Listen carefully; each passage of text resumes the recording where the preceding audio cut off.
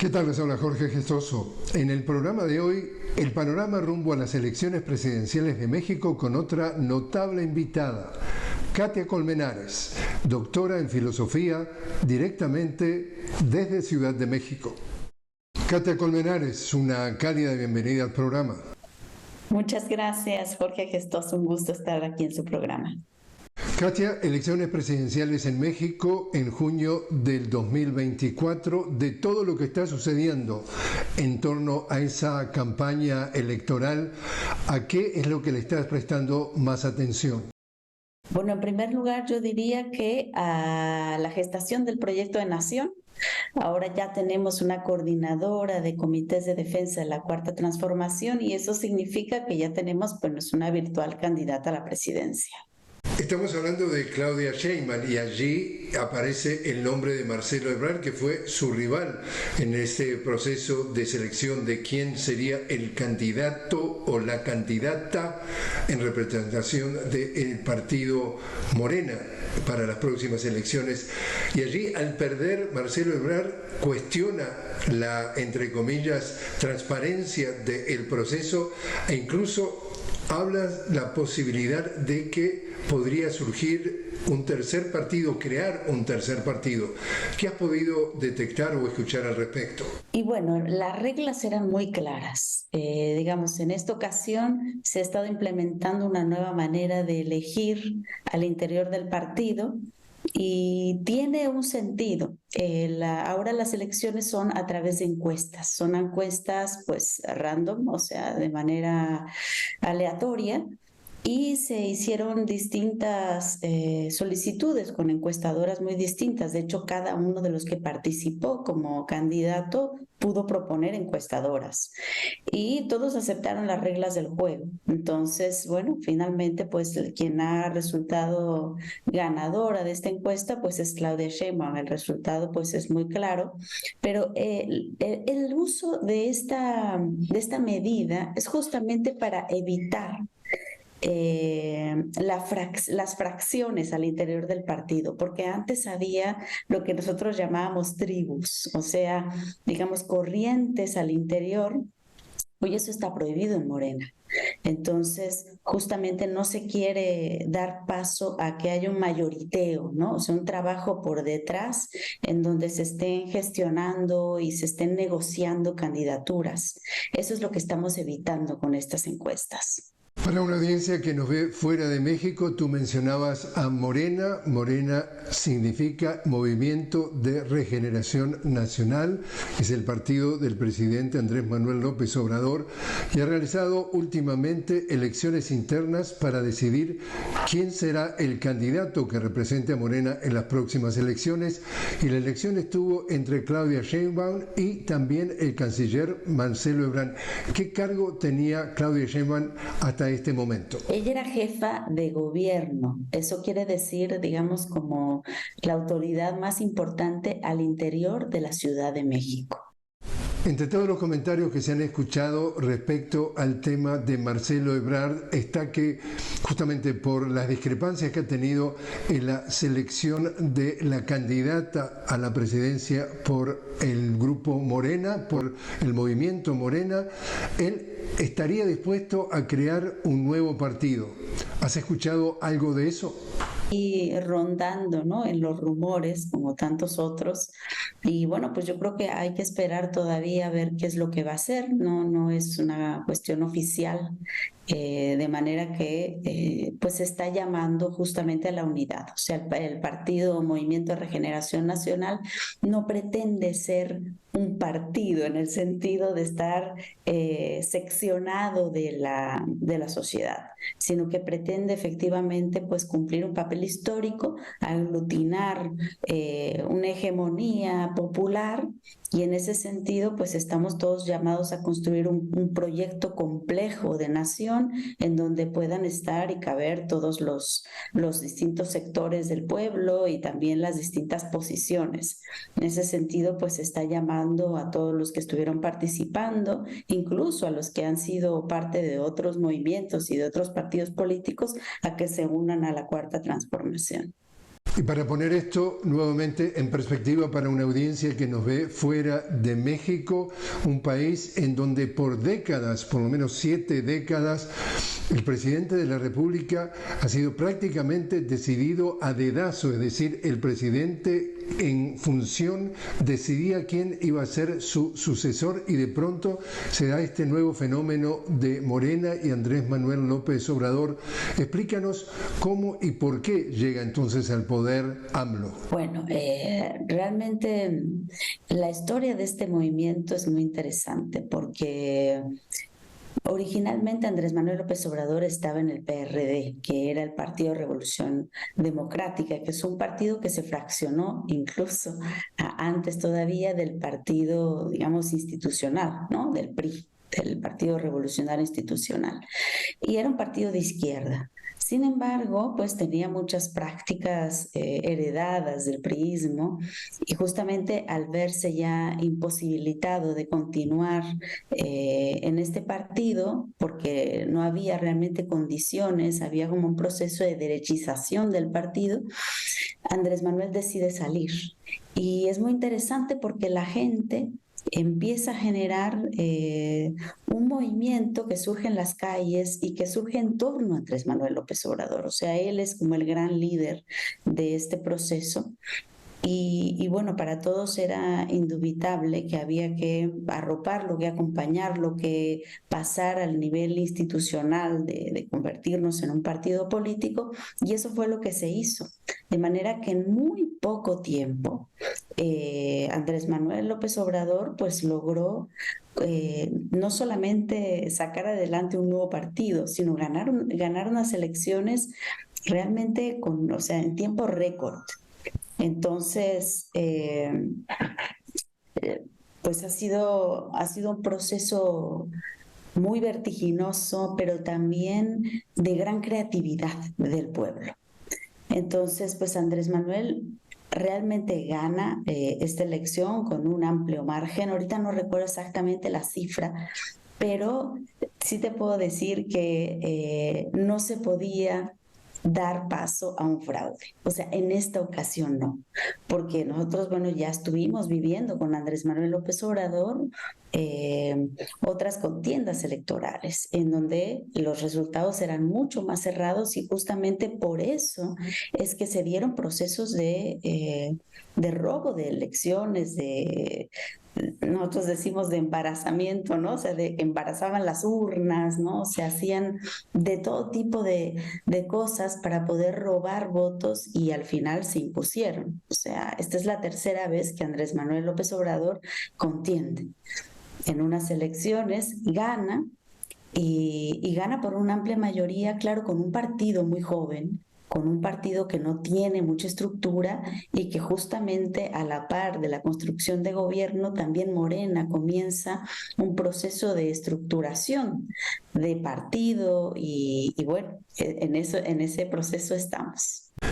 Y en las últimas elecciones a nivel de gobernadores y elecciones locales, el presidente Andrés Manuel López Obrador, a través de Morena, tuvo un éxito muy contundente en las elecciones. Cuéntanos los resultados y cuéntanos qué pasó con la oposición. Bueno, esa es también la otra cuestión interesante. O sea, Morena ha tenido un crecimiento impresionante. O sea, espacios que eran históricamente del PRI, por ejemplo, el Estado de México, ¿no? O sea, hoy ya son, ¿no? Son parte de Morena. O sea, son espacios además muy populares, en donde hay una población muy alta de trabajadores, y eran pues, o sea, o sea, era imposible pensar que pudiera llegar otro partido.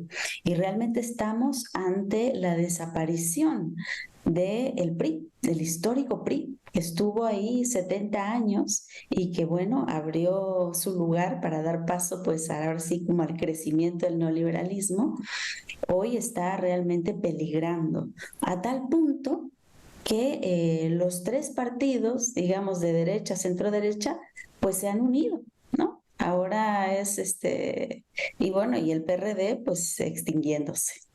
Quiere decir entonces que México está viviendo un momento histórico. ¿Es esto algo realmente que no tiene antecedentes? Yo diría que sí, histórico, porque además estamos en el 5.º año. O sea, en el 5.º año de gobierno, normalmente lo que pasa es que la gente se va desencantando en el proceso de los gobiernos de turno. Y aquí no ha pasado eso. O sea, mantenemos todavía más de un 60% de aprobación a nivel nacional de la popularidad del presidente, lo cual es mucho. Es decir, el legado que recibe Claudia Sheinbaum es muy amplio, porque hay pues una enorme cantidad de gente que no solamente inició con Andrés Manuel, sino que también se ha ido politizando en el proceso. O sea, se ha ido involucrando. En un momento comenzaron como simpatizantes, pero hoy son militantes. Katia, te invito a hacer una pequeña pausa. Estamos hablando con Katia Colmenares directamente desde Ciudad de México sobre el panorama rumbo a las próximas elecciones presidenciales de junio del 2004. Katia, doctora en filosofía. Ya regresamos.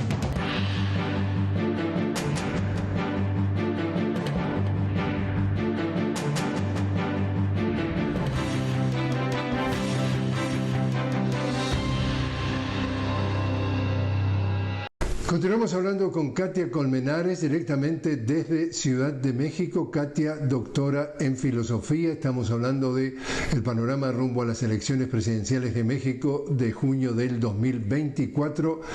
Katia, hay consenso entre los analistas que un factor que es sumamente importante es el nivel de popularidad y carisma que tiene el actual presidente Andrés Manuel López Obrador. ¿Esto puede ser un desafío para quien represente a Morena en las próximas elecciones? Es claramente que Andrés Manuel tiene un gran carisma, ha hecho un trabajo además importantísimo, un trabajo pedagógico con sus famosas conferencias matutinas. Y bueno, la gente lo quiere muchísimo, se identifica mucho con el lenguaje popular que él utiliza, con la manera de explicar, de hacer inteligible las políticas de gobierno, digamos, todo lo que está implementando a nivel de su gestión. Se ha vuelto, digamos, parte del comentario cotidiano de la gente, lo cual es mucho decir, porque antes el gobierno pues era, quien se entendía ahí pues eran los políticos, o sea, el pueblo no tenía por qué enterarse de qué reforma se aprobaba o qué reforma se dejaba de aprobar. Y hoy estamos a un nivel de gran información de la gente, de que se manejan los temas, de que la gente se siente identificada con el proyecto. Y efectivamente es un vacío enorme, ¿no?, el que va a dejar Andrés Manuel López Obrador cuando deje la presidencia. Incluso yo diría, las conferencias matutinas, bueno, van a ser un vacío, porque hay gente que comienza su día literalmente escuchando al presidente. O sea, se ha vuelto como parte de su cotidianidad, de cómo comenzar a informarse sobre lo que está pasando. Ahora bien, yo creo que también Claudia Sheinbaum ha ido creciendo bastante. O sea, la hemos visto, yo puedo decirte que antes no tenía el carisma que hoy tiene, ¿no? A ella misma ha ido trabajando porque, bueno, no hay que olvidarse que ella es una académica. O sea, ella viene de trabajar en la universidad. Entonces, es una profesora, digamos, tiene un gran nivel de conocimiento, de información, de manejo de datos. Pero, por otra parte, ha hecho un gran trabajo como servidora pública. Entonces, la gente la comienza a identificar en ese sentido y ella ha ido buscando tener una mayor cercanía con el pueblo. Entonces, es una servidora pública que ha ido descendiendo como de esas alturas de los grandes funcionarios para también buscar a la gente, buscar el rostro de la gente. Entonces, creo que eso ha jugado bastante a su favor. Y bueno, yo creo que es un trabajo que tenemos que ir construyendo juntos. O sea, yo creo que un liderazgo se construye de dos lados. Se construye por una parte en cuanto a la sensibilidad que tenga la propia persona, el político, ¿no? Que en este caso está buscando satisfacer a un pueblo, pero también es el pueblo que se compromete con su líder y que también le exige críticamente, le acompaña. Entonces es como, yo creo que tenemos que hacer camino juntos y eso es lo que va a hacer crecer tanto a Claudia Sheinbaum como también a un pueblo que se tiene que ir haciendo cada vez más responsable pues de su propio destino. Hablo de toda América Latina y México no es la excepción. América Latina y México son claramente machistas y acá estamos hablando de una candidata presidencial mujer por primera vez en la historia reciente de México. ¿Puede ese aspecto jugar algún tipo de papel en la decisión del electorado y en ese caso cuál? Sí, yo creo que también en ese sentido serán unas elecciones históricas. Y ahí se puede ver también que México está cambiando, porque era impensable que pudiese suceder algo así. Efectivamente, México ha sido una sociedad muy machista. Sin embargo, hoy en día incluso la derecha está buscando posicionarse con una candidata mujer.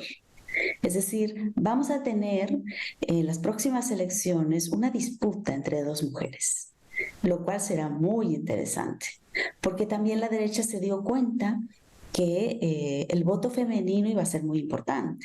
O sea, hay mucha gente que dice en la calle, yo nunca he votado, pero ahora que es una mujer voy a salir a votar, ¿no? Voy a apoyar a esa mujer porque creo que es importante, que es hora, ¿no? O sea, hay también un momento de empoderamiento.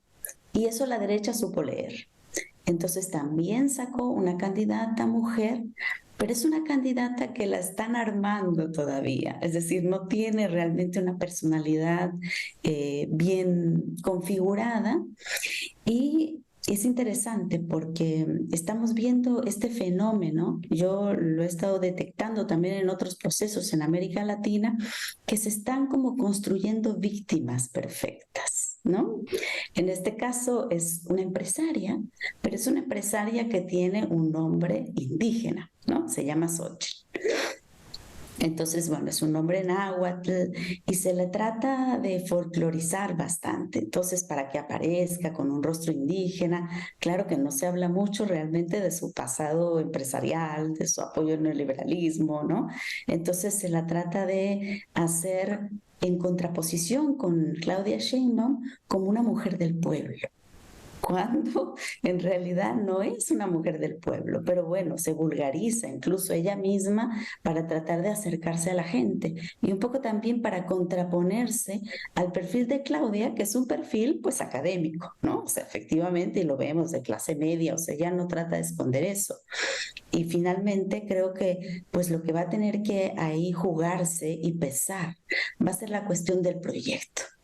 Y bueno, aquí yo quisiera poner el énfasis en que Morena ha estado trabajando la construcción de un proyecto de nación. Y este proyecto de nación ha ido convocando a la gente a asambleas populares en las plazas, de manera virtual, para que todos podamos ir abonando cuáles son las prioridades del país. Entonces, la idea es que Morena plantee un proyecto que no sea un proyecto de Morena, sino que sea un proyecto del pueblo. Entonces yo creo que eso es lo que realmente va a ser definitorio a la hora de las elecciones. Estamos hablando que ese partido, el PRI, el Partido Revolucionario Institucional, que durante décadas, 7 décadas, gobernó el país a través de una élite, y al mismo tiempo el PAN, el Partido de Acción Nacional, e incluso el PRD, el llamado izquierdista PRD, han tenido que unirse en las últimas elecciones gubernamentales en un solo partido para tratar de hacer mayor fuerza contra, digamos así, el vendaval de este movimiento Morena que lidera el presidente Andrés Manuel López Obrador.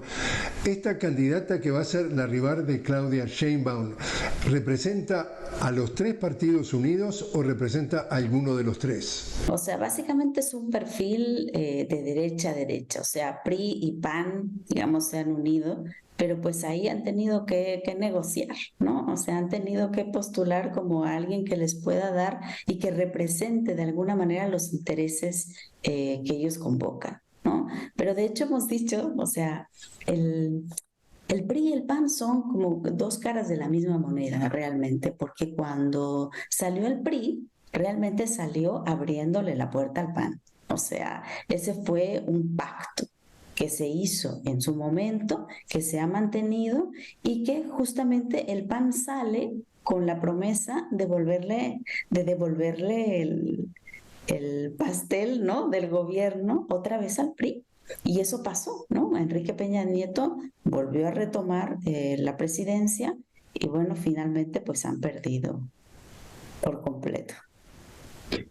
¿Y qué puedes decirnos, por ejemplo, del tema del Poder Judicial en México?